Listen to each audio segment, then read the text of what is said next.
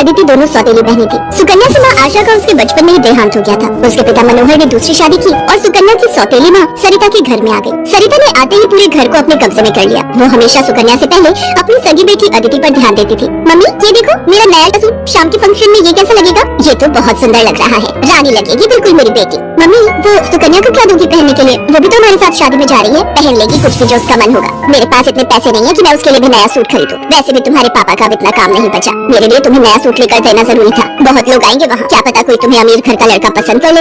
अरे सरिता, कभी कभी अपनी बड़ी बेटी सुकन्या के बारे में भी सोच लिया करो, वो बेचारी भी तो शादी लायक है।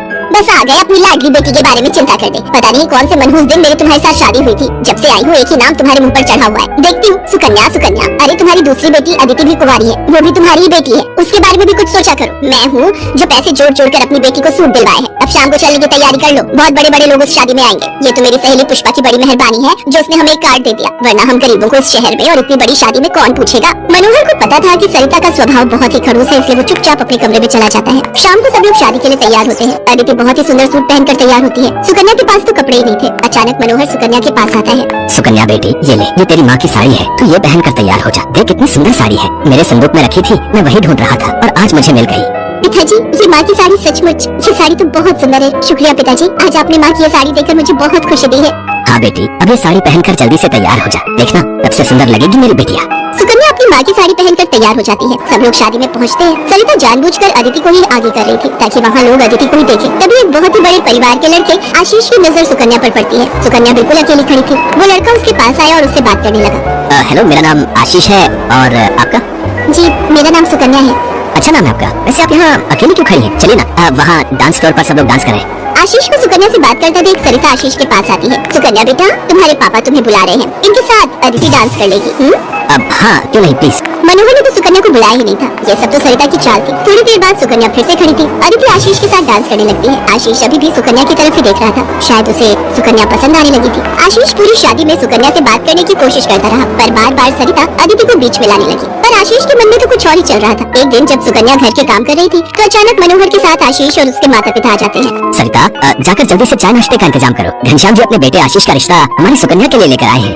क्या सुकन्या के लिए आशीष का रिश्ता? ये कैसे हो सकता है? मनोहर की बात सुनकर सरिता चौंक जाती है। सुकन्या तो घर की झाड़ पोंछ में मैंने कुछ अलग कपड़ों में मानो ऐसी लग रही थी जैसे कीचड़ में कमल। वहीं अदिति सोफे पर आराम से बैठी थी। सब कुछ आशीष और उसके माता पिता के सामने था। सुकन्या बेटिया, जाओ जल्दी से तैयार हो जाओ। अदिति, जाओ अपनी दीदी को तैयार कर दो। कोई जरूरत नहीं है तुम्हें उसे तैयार करने की, तुम उसकी नौकर नहीं हो जो उसे तैयार करो, अपने आप हो जाएगी तैयार। ये रिश्ता उसके लिए आया है, अदिति उसकी नौकरानी नहीं है। अंदर चल रही सरिता और मनोहर की बातें थोड़ी थोड़ी आशीष और उसके माता पिता के कानों में आ रही थी, इसलिए मनोहर बाहर आ जाता है। मनोहर जी, हमारे बेटे आशीष को आपकी सुकन्या उस दिन बहुत पसंद आई थी और वैसे भी हम आशीष के लिए लड़की ढूंढ ही रहे थे, इसलिए अचानक ही आपको मैंने फोन मिला दिया। मेरी सुकन्या तो बहुत किस्मत वाली है जो आप जैसे इतने बड़े घर का रिश्ता उसके लिए आया, वरना हम तो, मैं आपको क्या ही कहूँ। घनश्याम जी, आपने सचमुच मुझ पर बहुत बड़ा उपकार किया है। नहीं नहीं मनोहर जी, इंसान दिल से अमीर होता है। आपने अपनी बेटी सुकन्या को जो संस्कार दिए हैं वो किसी धन दौलत से कम नहीं।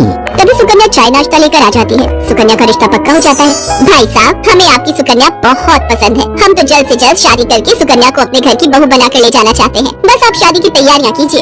आशीष के माता पिता के मुंह से ये बातें सुनकर मनोहर की खुशी का ठिकाना नहीं था। सुकन्या आज एक बहुत बड़े घर की बहू बनने जा रही थी। आशीष के माता पिता रिश्ता पक्का करके चले जाते हैं। कुछ दिनों बाद सुकन्या की शादी की तारीख निकल आती है। सरिता, मैं देख रहा हूँ जब से सुकन्या की शादी पक्की हुई है तुमने सुकन्या से बात तक करना छोड़ दिया है, ये ठीक नहीं।